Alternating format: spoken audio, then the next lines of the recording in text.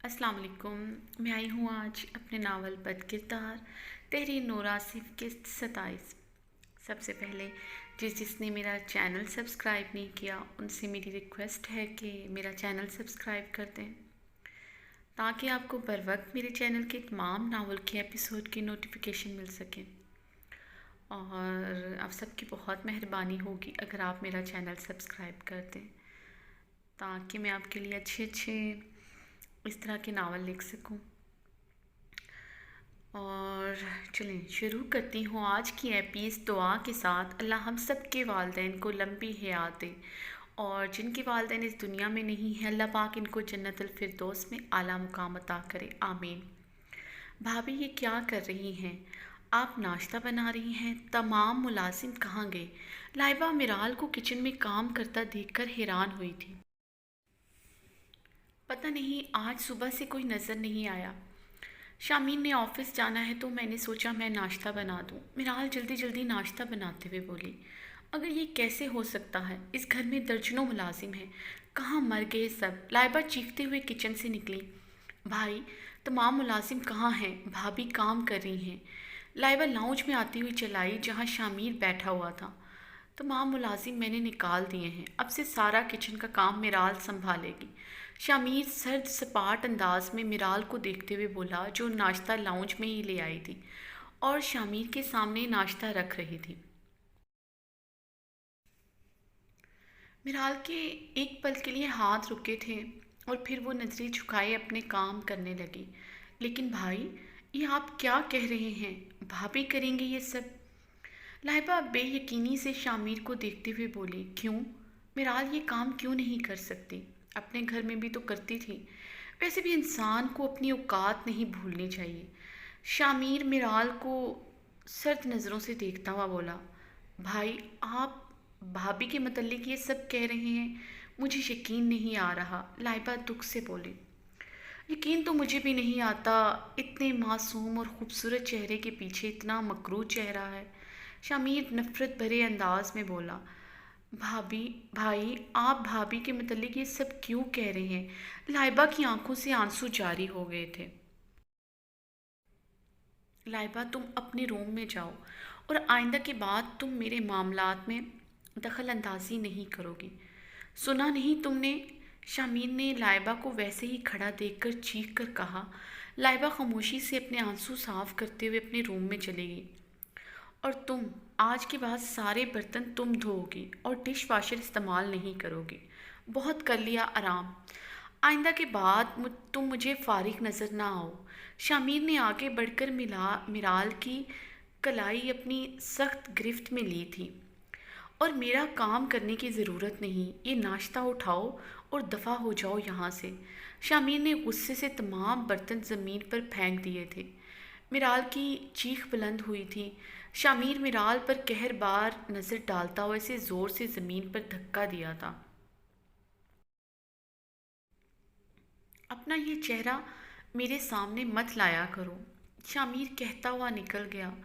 मिराल औंधे मुंह ज़मीन पर गिरी थी। कांच का टुकड़ा मिराल की हथेली को ज़ख्मी कर गया। मिराल अपनी हथेली पकड़कर कांच को देखते हुए सिसकने लगी। भाभी आप हटें, मैं खाना बनाती हूँ। लाइबा मिराल को किचन में खाना बनाता देखकर बोली, तुमने पहले कभी बनाया है खाना? मिराल ने मुस्कुराते हुए लाइबा को देखा।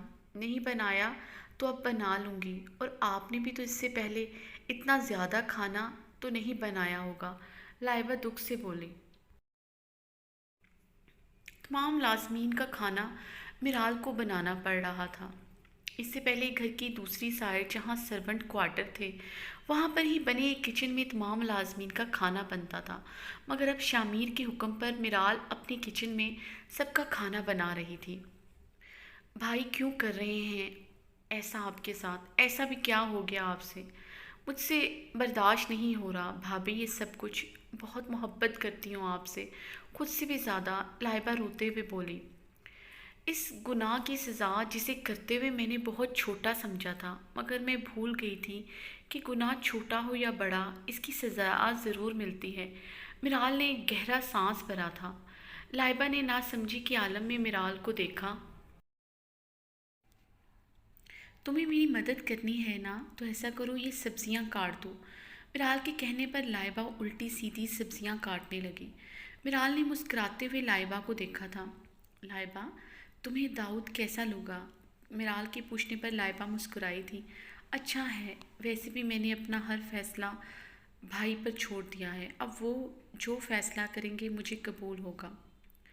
شامیر زیان قیوم کے ساتھ ایک کلب میں بیٹھا شراب پی رہا تھا۔ آنکھیں لال سرخ ہو رہی تھیں۔ زیان قیوم غور سے شامیر کے انداز و اطوار دیکھ رہا تھا۔ کیا ہوا شامیر؟ بہت بے چین اور پریشان لگ رہے ہو۔ خیریت؟ گھر نہیں جانا آج کیا؟ کافی دیر ہو گئی ہے۔ زیان شراب کا گھونٹ بھرتا شامیر کو تنقیدی نظروں سے دیکھتا ہوا بولا۔ گھر؟ کون سا گھر؟ شامیر نے حیرانگی سے زیان قیوم کو دیکھا۔ تیرا گھر اور کس کا گھر؟ وہ گھر ہے، شامیر دکھ سے مسکرایا۔ اب تو گھر جاتے ہوئے میرا دل گھبرانے لگ جاتا ہے، وحشت سی ہوتی ہے مجھے گھر میں جاتے ہوئے۔ شامیر کے چہرے پر بے انتہا کرب تھا۔ زیان حیرانگی سے شامیر کو دیکھ رہا تھا اور سوچ رہا تھا کہ کیا ہوا ہے شامیر کے ساتھ۔ شامیر ایک دم سے چیئر سے اٹھا اور پھر اپنا سر دونوں ہاتھوں میں تھام کر دوبارہ سے چیئر پر بیٹھا۔ زیان نے شیطانی مسکراہٹ کے ساتھ شامیر کو دیکھا۔ مرال کب سے کمرے میں بے چینی سے ٹہلتی ہوئی شامیر کا ویٹ کر رہی تھی۔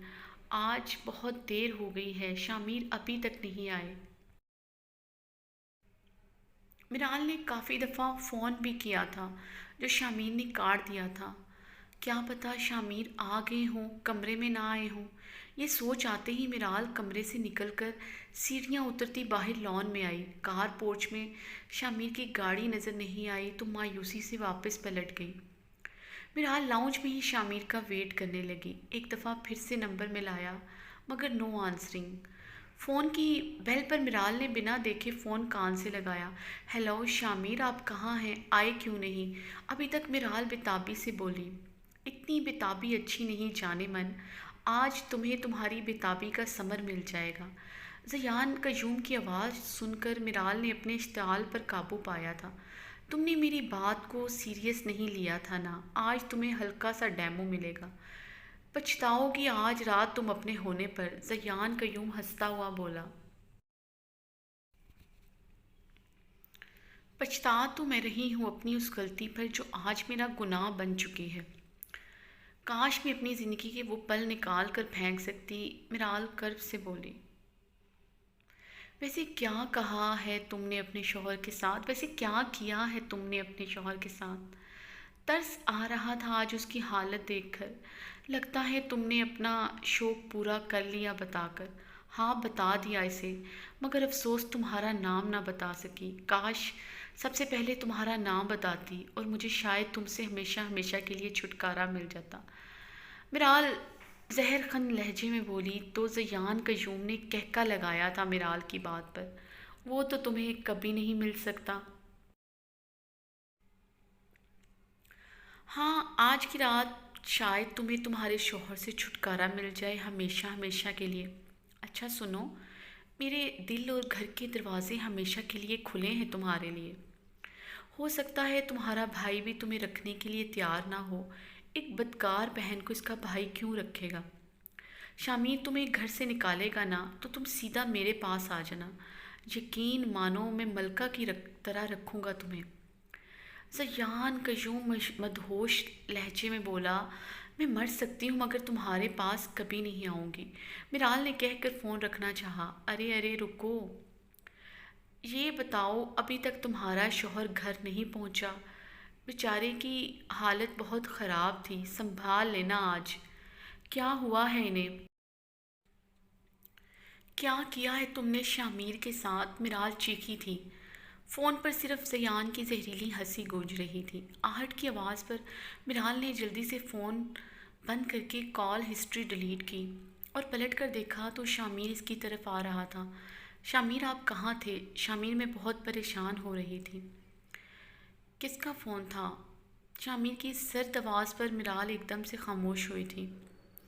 کچھ پوچھ رہا ہوں میں تم سے۔ شامیر نے میرال کے ہاتھ سے فون لیا اور کال ہسٹری چیک کی جو کہ بلینک تھی۔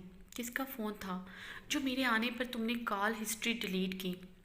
شامیر میرال کی آنکھوں میں دیکھتے ہوئے بے انتہا سرد لہجے میں بولا۔ میرال کو اپنی ریڑھ کی ہڈی میں سنسناہٹ محسوس ہوئی تھی۔ وہ شامیر میں ہاں وہ شامیر میں طلحہ بھائی سے بات کر رہی تھی۔ میرال لڑکھڑاتے لہجے میں بولی، طلحہ بھائی سے بات کر رہی تھی تم؟ شامیر نے طنزیہ مسکراتے ہوئے دیکھا تھا میرال کو اور طلحہ کا نمبر ملا کر لاؤڈ سپیکر آن کیا۔ ہیلو میرال، کیا ہوا اتنی رات کو کال کی؟ خیریت؟ تم ٹھیک تو ہو؟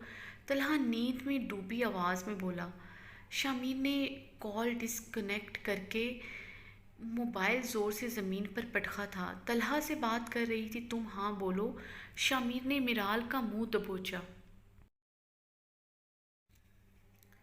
کس یار سے بات کر رہی تھی اتنی رات کو؟ بولو۔ شامیر اپنی انگلیوں کا دباؤ میرال کے گالوں پر بڑھاتا ہوا بولا۔ شامیر میں بتاتی ہوں آپ کو۔ مجھے چھوڑیں۔ میرال بمشکل بولی۔ کیا بتاؤ گی؟ اپنی کسی یار کے قصے سناؤ گی مجھے؟ ہاں۔ شامیر نے اسے جھٹکے سے چھوڑا تھا۔ میرال لڑکھڑاتے ہوئے صوفے پر جا گری۔ نہیں شامیر، ایسا نہیں ہے۔ شامیر میں ایسی نہیں ہوں، میں آپ سے بہت پیار کرتی ہوں۔ میرال روتے ہوئے ہچکیوں کے درمیان بولی، مت نام لو پیار کا اپنی غلیظ زبان سے جس سے تم غیر مردوں سے باتیں کرتی ہو۔ میرال، میں کیا سمجھا تھا اور تم کیا نکلی؟ تم ایک عام لڑکی نکلی جس کے لیے یہ سب فینٹیسی ہے۔ کہاں کمی رہ گئی تھی میرے پیار میں کہ تم یہ سب کرتی پھرتی ہو؟ شامیر کرب سے بولا۔ نہیں شامیر، آپ کا پیار میرے لیے بہت انمول ہے۔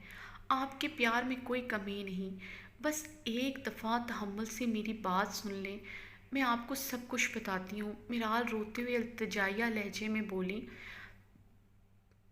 آج آپ کو آج میں تمہارا وہ حال کروں گا تم آئندہ سے سوچ نہیں سکو گی۔ یہ سب کرتے ہوئے شامیر نے اپنی بیلٹ اتاری تھی۔ شامیر میری بات سنیں پلیز، آپ کو خدا کا واسطہ ہے، میرال ڈرتے ہوئے بولی۔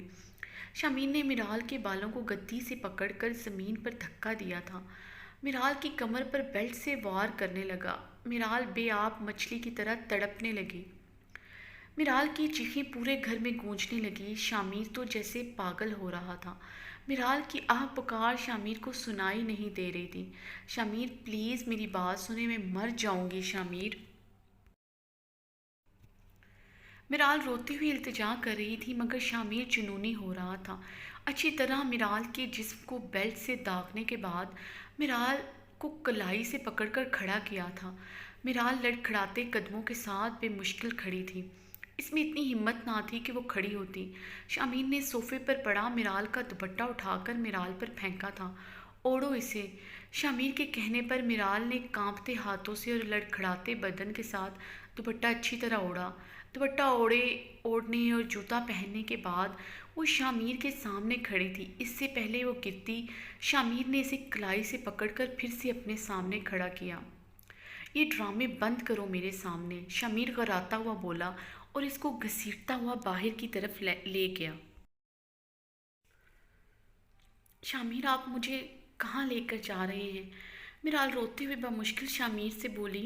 شامیر اسے گھسیٹتا ہوا باہر گیٹ کی طرف لایا۔ دفع ہو جاؤ یہاں سے، شامیر گیٹ پر کھڑے چوکیدار کو دیکھتے ہوئے چلایا۔ چوکیدار بیچارہ ہڑبڑاتا ہوا اٹھا اور وہاں سے چل دیا۔ شامیر نے میرال کو گیٹ سے باہر سڑک پر دھکا دیا تھا۔ تم جیسی بد کردار لڑکی کی میرے گھر میں کوئی جگہ نہیں۔ آئندہ کے بعد مجھے اپنی شکل مت دکھانا۔ شامیر صفاقی کی ہر حد پار کرتا ہوا میرال سے بولا اور گیٹ بند کرتا ہوا اندر کی جانب چل دیا۔ صبح شامیر کی آنکھ کھلی، اپنے چکراتے سر کو تھامتا ہوا اٹھا۔ رات کا منظر شامیر کی نظروں کے سامنے گھوما تھا۔ شامیر ایک دم سے بستر سے اٹھا اور دیوانوں کی طرح میرال کو پکارنے لگا۔ پورے گھر میں میرال کو تلاش کرنے کے بعد شامیر نے بےتابی سے میرال کا نمبر ڈائل کیا جو کہ آف جا رہا تھا۔ رات ہی کو ہی تو اس نے میرال کا موبائل توڑا تھا خود اپنے ہاتھوں سے۔ یہ کیا کیا میں نے؟ شامیر اپنا سر ہاتھوں میں تھام کر بیٹھ گیا۔ کہاں ہوگی میرال؟ شامیر یہ سوچ ہی رہا تھا کہ اسے ایک نمبر سے کال آئی۔ شامیر نے جلدی سے بےتابی سے وہ کال ریسیو کی تھی۔ شامیر نے میرال کو جب گھر سے نکالا تھا، وہ بمشکل خود کے وجود کو گھسیٹتے ہوئے اٹھی اور ویران سڑک پر چلنے لگی جہاں بڑے بڑے گھر اور گھنے درخت تھے۔ میرال کو کچھ سمجھ نہیں آ رہا تھا کہ وہ رات کے اس پہر کہاں جائے۔ پورا جسم زخموں سے چور چور تھا۔ اس سے بھی زیادہ میرال کی روح چھلنی ہو چکی تھی۔ میرال نے اچھی طرح اپنا دوپٹہ اوڑھا تھا خود پر۔